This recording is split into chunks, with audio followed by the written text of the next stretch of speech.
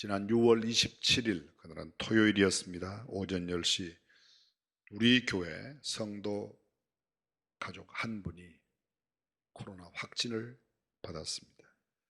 그분은 뇌졸중으로 쓰러져 계셔서 스스로 거동이 불편한 분이라 만나는 분은 그분의 아내와 그분의 딸밖에는 없었습니다.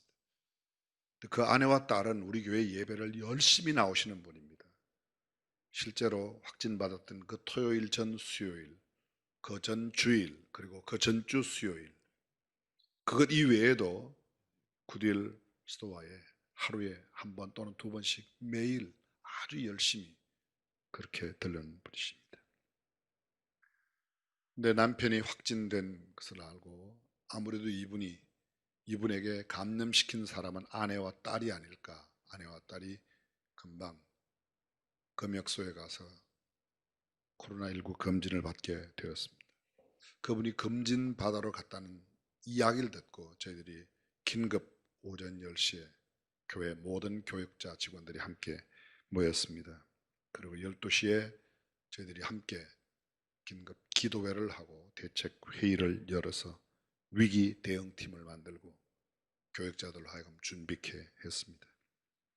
오후 2시 20분 중앙교회 전 성도들께 6월 28일 그 다음 주일날 예배당에 모여 예배를 드리면 아무래도 확진될 가능성이 너무 많아서 여러분들에게 문자로 안내를 드리고 코로나19 관련 목회 서신 첫 번째 편지, 어제까지 모두 12번의 편지를 여러분들에게 드렸는데 그때 드렸습니다. 그리고 그날 저녁 바로 93번, 94번으로 알려진 확진받은 그분의 아내와 딸이 확진이 이루어졌습니다.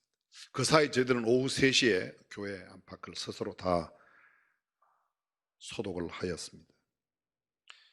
우리 교회 성도가 확실하게 확진된 것이 드러나면서 곧바로 1시간 뒤 9시에 보건소에서 나와서 교회를 다시 모두 소독하고 2차 검역 상황 가운데 들어갔습니다. 1시간 뒤 10시에서 질병관리본부의 역학조사팀이 교회를 방문해서 약 1시간 반 동안 교회의 모든 지나간 예배 시간의 실황은 물론 또 그분들이 앉으셨던 자리, 또 가까운 자리에 앉으셨던 분들까지 영상을 통해서 모두 확인하고 그분들이 예배 드렸던 시간에 동시에 예배 드렸던 분들 모두 인원 717명을 파악해서 본부로 질병관리본부 그쪽으로 넘겼습니다.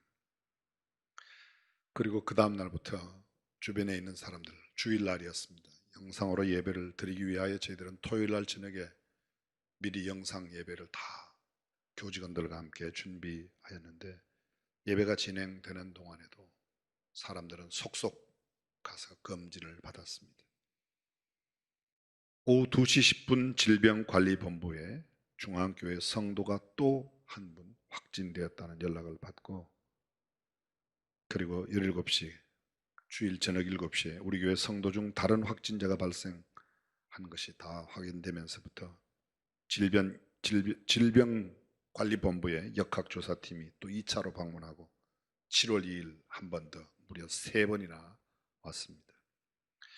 6월 28일부터 29일 그 다음에 6월 30일까지 계속되는 어제까지 무려 약 240여 명이 검진을 받았는데 코로나 검진 받은 결과 우리 교회 내에 감염된 사람은 단 한 명도 나오지 않았습니다. 이미 감염되었다고 발표했던 그 확진자들도 모두 교회 밖에서 확진이 되어 예배를 드렸을 뿐 우리 교회 내에서 감염된 사람은 한 명도 없었습니다. 6월 29일 역학조사 결과 수원시에서 공식적인 발표를 하였는데 교회 내 집단 감염이 없다고 예배당 밖 감염으로 확인되었습니다. 예배당 출입 기록을 철저히 하고 열체크, 마스크 착용, 거리 유지, 식당 미운영 등 철저한 방역 수칙 준수가 밀접 접촉자 없다고 역학조사관들이 그렇게 이야기를 하였습니다.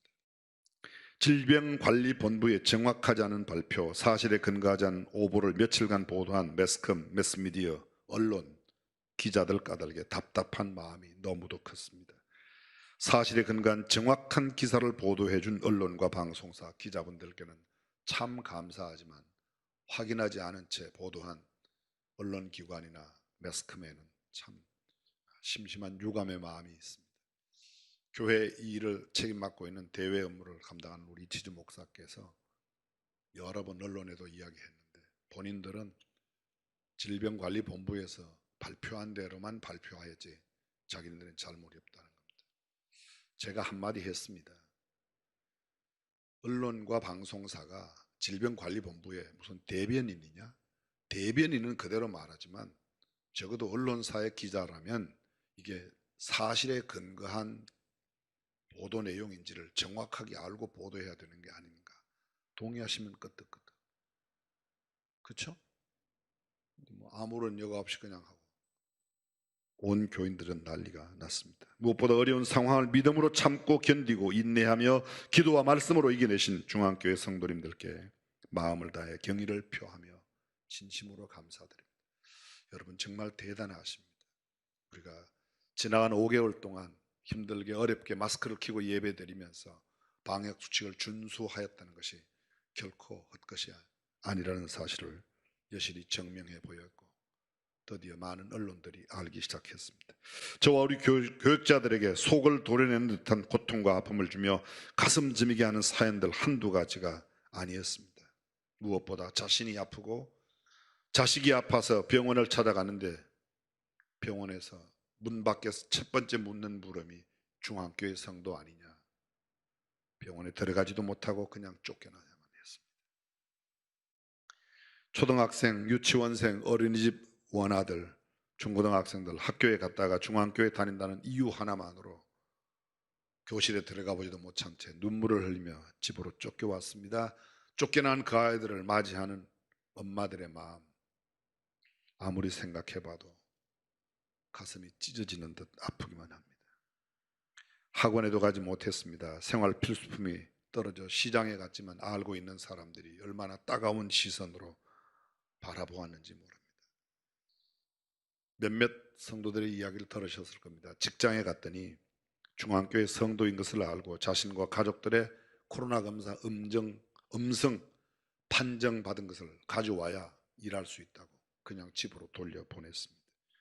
21일 주일 일부 예배 시간에 버스 운행한 버스 기사, 사실은 그분은 전혀 상관도 없습니다. 확진받은 감염된 그분하고는 전혀 만난 적도 없고 시간도 몇 시간 차이가 나고 전혀 상관도 없는데 그거 하나만으로 지금 그분은 실직을 당해서 실직 상태에 있습니다. 우리 교회 운전 한 번 한 것 때문에 실직을 당했다는 소식이 정말 우리를 너무 아프게 만들고 있습니다.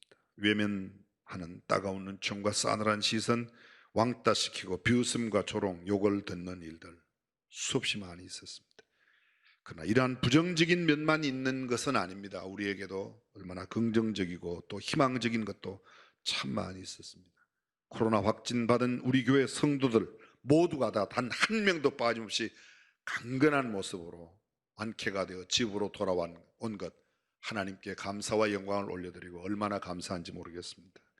격려와 위로 전하는 엄청났습니다. 미국에서, 일본에서, 아니 동남아 여러 나라에서 해외에 나가 있는 선교사님들로부터 서울에서부터 제주도에 이르기까지 우리 교회를 알고 있는 많은 사람들, 어떤 제 친구 한 10여 년 동안 연락이 없다가 뉴스 봤다고 연락이 왔습니다.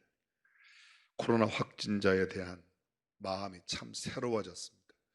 막연하게 생각했는데 힘들까 참 어렵겠지라고만 생각했는데 그것이 당장 우리의 피부 곁으로 다가오니까 생각이 달라졌습니다. 저도 코로나 검사를 받았습니다. 물론 음성입니다만 코로나 검사를 받으면서 가봤더니 검진하는 의료진들, 간호사 포함한 모든 사람들 정말 그 무더운 여름 날씨 가운데 온몸을 다 싸고 앞에 비접촉 마스크까지 또 플라스틱 벽까지 하고 정말 수고와 얼마나 힘들고 어려운 일을 감당한다는 사실을 깨닫게 되었습니다. 평소에 방역 수칙을 준수하고 지킨다는 것이 얼마나 중요한지도 깨달았습니다. 오늘 코로나를 맞고 있는 우리 대한민국 성도들이 어떻게 하느냐에 따라서 다음 몇십 년 또는 100년 뒤 한국교회 상황, 기독교의 상황은 완전히 달라질 것이라고 믿습니다. 이런 코로나의 상황이 오는 이런 환난과 여러 가지 어려움 또는 대전염병이 오는 것은 왜일까? 사람들은 이렇게 말합니다. 우리가 잘 살고 있는가를 살펴보는 하나님의 사인이라는 겁니다. 우리의 신앙이 어떠한가를 점검할 수 있는 기회로 사용하라는 겁니다. 우리가 지금 하고 있는 교육은 올바른 교육을 하고 있는가? 정말 영원한 가치 있는 교육을 하고 있는가? 한 걸음 더 나아가 우리 시대의 정치, 경제, 문화 모든 사회 활동들이 도대체 무엇을 위한 정치, 경제, 사회 활동, 문화 활동인가를 점검하는 겁니다. 이런 어려움, 역경이 왔을 때 또는 아니면 시험이 왔을 때 아니면 전염병이 왔을 때 신학자들은 두 부류로 나누어집니다. 대표적인 신학자가 미국의 유명한 복음주의 신학자 존 파이퍼, 우리 교회 단에 가셨던 분. 그분은 이렇게 말합니다. 원인 없는 결과가 없다.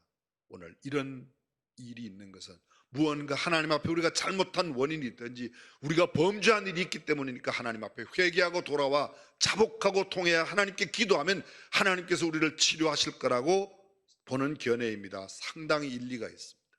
또 다른 견해는 영국의 톰 라이트라고 하는 성공회의 신부, 그분도 목회자입니다. 목사이십니다. 어려움에 처한 자들을 사랑과 봉사로 돌볼 수 있는 기회를 우리에게 주신 것이라고. 우리에게 주신 것이라고. 그 말도 일리가 있습니다.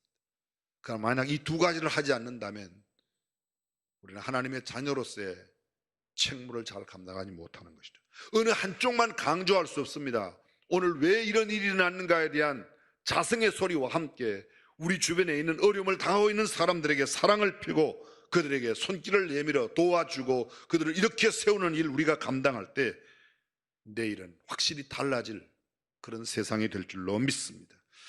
저는 지난 몇 주간 동안 믿음의 영웅들, 믿음의 선진 족장들, 믿음의 거장들, 그들의 믿음을 살피며 우리에게 주시는 하나님의 교훈과 가르침을 생각했는데 오늘 잠시 멈추고 이런 어려운 시대를 살아가는 사람들에게 주께서 예언하신 제자들에게 주신 말씀을 통해서 피차 은혜를 나누고자 합니다. 이제 다시 오늘 본문 요한복음 16장 1절로 가보겠습니다. 내가 이것을 너희에게 이름은 너희로 실족지 않게 하려 함이니 2절 그 사람들이 너희를 추례할 뿐만 아니라 때가 이르면 무릇 너희를 죽이는 자가 생각하기를 이것이 하나님을 섬기는 예라 하리라. 저희가 이런 일을 할 것은 아버지와 나를 알지 못함이라. 여기 요한복음 16장 서두는 예수 그리스도께서 제자들에게 관한 예언의 말씀을 하신 내용으로 기록되어 있습니다. 두 가지의 내용이 기록되어 있습니다. 아주 간단하게 요약하면 너희가 이제 앞으로 어떤 날 추방을 당할 것이다. 박해를 받아 죽게 될 것이다. 평화의 왕이신 예수께서 제자들에게 주신 예언치고는 참 좋은 예언이 아닌 것처럼 들립니다. 너희는 내게 훈련을 받았으므로 앞으로 너희의 길이 견고할 거야. 너는 큰 복을 누리게 될 거야. 너는 승리할 거야. 너는 많은 사람들을 지배하고 다스릴 거야. 뭐 이런 예언이어야 좋은데 이게 아닙니다. 너희는 앞으로 굉장히 큰 일을 만나는데 환난을 당하여 추방을 당할 것이고 박해를 받아서 죽는 일도 죽임도 당할 것이다. 근데 죽이는 자들이 이것이 하나님을 섬기는 예라고 그러면서 죽인다는 거예요. 무슨 말인지 이해가 되십니까? 명목상에 하나님을 섬기는 사람들, 실제는 하나님을 섬기지 않는데 하나님을 섬긴다는 명목으로 예수 믿는 사람들을 잡아 죽인다는 거예요. 그런데 너희가 희생을 당한다. 그러한 일로 너희가 어려움을 겪을 것이라고 말합니다. 제자들을 박해하고 죽이는 자들은 자신들이 하는 것이 하나님을 섬기는 일이라고 확신하면서 예수님의 제자들을 핍박하고 죽인다고 했습니다. 실제로 그 말씀이 이루어졌습니다. 우리가 사도행전을 읽어보면 초대교회 박해의 상황을 나타내고 있습니다. 그리고 역사적으로 살펴보아도 얼마나 이런 일들이 많은지 모르고 대표적으로 예수 믿는 사람들을 잡아 죽이는 일에 앞장섰던 사람 여러분이 잘 아십니다. 바울 되기 전 사울이 그러했습니다. 그는 철저한 유대교의 신봉자로서 하나님을 섬기는데 왜 신형 종교인 예수를 믿느냐고 예수 믿는 사람들을 잡아 옥에 가두고 그들을 죽이는 일을 그가 감당했습니다. 로마 교회 종교 재판에서 수많은 그리스도인들이 희생되었습니다. 영국에서 하나님을 섬긴다는 자들이 열성으로 예수 믿는 그리스도인들을 마녀 사냥하듯 잡아서 화형을 시켰습니다. 이게 중세 때까지 유럽 전역에서. 근데 여러분, 이런 일을 왜 예수님께서 제자들에게 예언하셨는가? 1절은 이렇게 말합니다. 내가 이것을 너희에게 이르면 너희로 실족치 않게 하려 함이니라. 이런 일이 있어도 앞으로 이런 일이 일어날 터인데 그런 일을 만나도 뭐 하지 말아라? 실족하지 말라는 거예요. 예수 믿는 사람들에게 핍박이 당하고 박해가 당하고 예수 믿기 어려운 상황, 요사이 그렇지 않습니까? 찬송가도 뭐 크게 부르지 말아라, 소그룹도 하지 말아라, 식당도 뭐 운영하지 말아라. 뭐가 그렇게 많은지 몰라요. 근데 참 신기해요. 교회 식당에서는 밥 먹으면 코로나 걸리고 일반 식당에서는 밥 먹으면 안 걸립니까? 정부에서는 소그룹 모임해서 의논해도 괜찮고 교회 안에서는 소그룹 하면 안 됩니까? 저도 할 말이 참 많아요. 오늘 사실은 30분 동안 이런 이야기만 하려고 작심을 하고 어저께 준비했는데 어제 밤을 꼴딱 새면서 제가요, 한숨도 못 잤는데 꼴딱 새면서 너 그렇게 하지 마라. 제 마음속에 하나님께서 명진아 너 그렇게 하지 말아라 뭐 이런 건 아닌데 하여간 그렇게 하면 안 되겠다는 마음이 들어서 그냥. 총리가 무슨 교회를 박해하려고 그런 건 아닐 거예요. 틀림없이. 어쨌든지 코로나 확진을 더 확산되지 않도록 막아보자는 취지로 했을 거라고 저도 생각이 들어요. 그러나 생각하면 참 너무나 안타깝고 공평하지 못하다는 생각도 듭니다. 주님은 제자들에게 평탄한 노정과 평안한 여정을 기대해서는 안 된다고 말합니다. 예수 믿으면 평탄하게 되고 예수 믿으면 안정되고 예수 믿으면 좋은 길을 가고 탄탄대로를 걷는다, 그런 예언을 한 게 아닙니다. 평안과 행복, 기쁨과 즐거움, 형통함과 풍요로운 삶이 있을 것이라고 말씀하지 않았습니다. 주님은 이렇게 말합니다. 오히려 투쟁과 충돌, 상처받고 반대를 당하며 박해받고 핍박을 당하며 죽음이 우리를 기다리고 있다고, 너희를 추방당하고 죽임을 당할 거라고 이야기하고 있습니다. 그렇습니다. 참 지혜로운 장군은 병사들에게 곧 시작될 전쟁이 어떤 것인지 숨기지 않습니다. 이 전쟁에 너희의 생명을 잃을 수도 있다고 정직하게 이야기합니다. 그러나 만약 여러분들이 충성하여 이 전쟁에 승리하면 기쁨의 날이 올 거라고. 그렇습니다. 예수 믿는 믿음 자체가 축복을 주고 평안을 주고 기쁨을 주고 즐거움을 주는 거, 그것도 성경에 있어요. 그러나 오늘 성경 말씀 예수님은 이렇게 말합니다. 너희가 박해를 받게 될 것이다. 너희가 추방을 당할 것이다. 너희가 핍박을 받을 거야. 너희가 죽음의 자리에도 내몰릴 거라고 말합니다. 그럼에도 불구하고 예수를 믿겠는가? 주님을 따르겠는가? 괜찮아요. 억지로 하실 필요는 없습니다. 십자가를 지는 것이 멸류관을 얻는 길이라고 말씀해 주는 겁니다. 십자가 없이는 영광스러운 부활이 없다는 겁니다. 환난을 겪어야만 하나님의 나라에 들어갈 수 있다는 이 고전적인 성경의 진리가 우리에게도 적용된다는 겁니다. 평탄한 길, 평안과 행복, 풍요만을 강조하면 많은 사병을 모을 수 있지만 그들은 막상 전쟁을 당하면, 전쟁을 맞이하게 되면 다 떠나갈 것입니다. 복을 받으세요, 복을 받으세요. 그래서 복 받고 잘 살기 위해서 온 사람들이 많이 예배당을 채울 수 있습니다. 그러나 결정적인 순간에 그들은 박해를 받고 환난이 기다리고 추방을 당한다고 할 때 그들은 떠나갈 것입니다. 그래서 이런 코로나의 상황, 이런 시련과 시험의 상황은 누가 참 그리스도인인지 누가 가짜인지를 아름답게 드러내는, 적나라하게 드러내는 그런 결과를 만들어냅니다. 코로나가 있어야, 교회가 고난을 받아야 누가 참 그리스도인인지, 신실한 그리스도인인지, 그렇지 않으면 누가 어떤 쭉정이 그리스도인인지 그런 것을 나타냅니다. 사랑하는 성도 여러분, 이런 코로나 상황 가운데 우리의 믿음이 정말 보석처럼 빛나는 아름다운 믿음으로 드러날 수 있기를 주님의 이름으로 축원합니다. 아멘. 오늘 33절 다시 보실까요? 33절. 오늘 33절 성경 본문 화면에 나오고 있습니다. 함께 한번 읽어보겠습니다. 이것을 너희에게 이르면 너희로 내 안에서 평안을 누리게 하려 함이라. 내 안에서 평안을 누린다. 세상에 불안한 요소들이 많이 있습니다. 위험한 요소들이 우리들 주변에 얼마나 많이 엄습해 오는지 모릅니다. 그렇지만 주님 안에 참된 평안이 있는 줄로 믿습니다. 너희로 내 안에서 평안을 누리게 하려 함이라. 세상에는 평안 없습니다. 예수 그리스도가 참 평화의 원천입니다.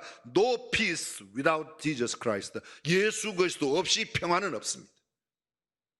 경제적 부여가 평화를 주는 것이 아닙니다. 강력한 군사력이 평화를 보증해 주는 것이 아닙니다. 핵무기가 있으면 평화가 온다고요?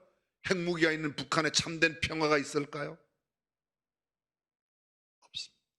권세와 지위와 넉넉한 부유함이 꼭 축복이 아닐 수 있습니다. 세상에서는 너희가 환난을 당하나 담대하라. 세상에서는 너희가 환난을 당하나. 우리가 영광스러운 하나님 나라에 주님을 뵙는 그 날까지는 세상에 있는 까닭에, 세상에 있는 동안에 뭐요? 세상에서는 환난을 당하나. 세상에서 환난을 이상히 여기지 말라는 겁니다. 너희가 시험을 당하거든 이상히 여기지 말아라. 당연히 시험 당하는 거라는 겁니다. 그러나 성경 이렇게 말합니다. 너희가 환난을 당하지만 담대하라. 내가 세상을 이겼다. 우리는 육체를 입고 있는 한 참으로 자유롭거나 참으로 평안할 수 없습니다. 육체의 한계성 안에 있는 동안에는 여러 가지 시험과 어려움과 역경을 만날 수밖에 없습니다. 그러나 우리를 위해 승리하신 예수 그리스도 안에 있으면 육체 안에 거하는 때라도 우리의 마음과 우리의 영혼과 정신이 예수 그리스도 주님 안에 있으면 주님이 주시는 참된 평화가 우리를 이기게 할 줄로 믿습니다. 우리가 많이 보았습니다. 로마의 박해시절에 수많은 그리스도인들이 굶주린 짐승의 때 사자들의 먹이가 당하면서도 또 죽임을 당하면서도 그들이 웃으며 죽을 수 있었던 것은 그들 안에 참된 평화가, 살고 싶어 안달하며 소리 지르며 그렇게 울부짖었던 게 아니라 오히려 평온한 가운데, 전에 한 말씀 드렸죠. 코바디스 도미노라고 하는 영화 속에 네로가 가서 이 사람들은 죽어가면서도 어떻게 이렇게 얼굴에 웃음을 가질 수 있냐. 주님이 주시는 참된 평안인 줄로 믿습니다. 내가 너희에게 평안을 주노니, 내가 너희에게 주는 평안은 세상에 주는 것 같지 않다고 주님 말씀하십니다. 사랑하는 성도 여러분, 이 어려운 가운데 믿음으로 담대히 살아가는 성도가 되시기를 주님의 이름으로 축원합니다. 말씀을 의지하고 흔들리지 마십시오. 용기를 내십시오. 시련과 박해의 폭풍이 때때로 심하게 불어올 수 있습니다. 그러나 낭망하지 마십시오. 주님 안에 거하시면 우리는 안식의 항구에 아름답게 넉넉히 들어갈 수 있는 줄로 믿습니다. 주님의 날개 아래 거하십시오. 그러면 주께서 우리를 지키시고 보호하실 겁니다. 예수 그리스도의 은혜의 보좌 앞에 담대히 나아가 기도하고 부르짖으며 말씀대로 살면 우리는 반드시 승리할 줄로 믿습니다. 주님께서 우리에게 담대하라고 말씀하셨습니다. 어려운 상황 가운데 흔들리지 아니하고 담대히 믿음으로 승리하는 저와 여러분 되어 하나님께 영광을 돌리는 아름다운 성도로 역사의 거룩한 흔적을 남기실 수 있기를 주님의 이름으로 축원합니다. 바울은 디모데에게 보내는 마지막 죽음을 눈앞에 둔 편지 디모데후서 3장 2절에서 이렇게 말합니다. 무릇 그리스도 예수 안에서 경건하게 살고자 하는 자는 핍박을 받으리라. 우리가 일반적으로 생각하는 문자와는 전혀 다릅니다. 다시 보십시오. 무릇 그리스도 예수 안에서 경건하게 살고자 하는 자는 복을 받으리라. 이렇게 해야 이게 문구가 맞는 거 아닙니까? 그런데 이렇게 말합니다. 경건하게 살고자 하는 자는 핍박을 받으리라. 그러나 그 핍박 가운데 좌절하거나 굴복하지 아니하고 휩싸이지 아니하고 쓰러지지 아니하고 담대하면 너희가 내 안에 있는 평안으로 참 평안을 얻게 될 것이라고 말합니다. 세상에서는 환난을 당합니다. 핍박을 당합니다. 죽임을 당할 수 있습니다. 그러나 우리의 육신은 가두고 죽임을 당할지 모르지만 우리의 영혼은 영원한 하나님 나라의 빛나는 보석처럼 하나님 앞에 귀히 인정받고 하나님과 함께 영원히 사는 삶을 누리게 될 줄로 믿습니다. 우리 모든 중앙가족 성도들이 이것 때문에 좌절하지 말고, 세상 사람들이 조금 설레고 우리 조금 그 사람들이 눈치 안다고 당당하십시오. 에휴, 죄송합니다. 우리끼리만 하는 말로 에휴, 저것들이 잘 몰라서 그렇지, 불쌍히 여기지. 그것 때문에 뭐 하고, 그 사람들한테 잘 보여갖고 뭐 하려고, 뭐 얻는데 잘 보여서. 그 사람한테 잘 보이는 게 몇 년 동안 내게 유익하겠습니까? 그러나 하나님께 바르게 보이고 하나님께 인정받으면 영원한 하나님의 복락이 우리의 것이 될 줄로 믿습니다. 믿음으로 담대하게 승리하는 중앙 가족 되시기를 주님의 이름으로 축원합니다.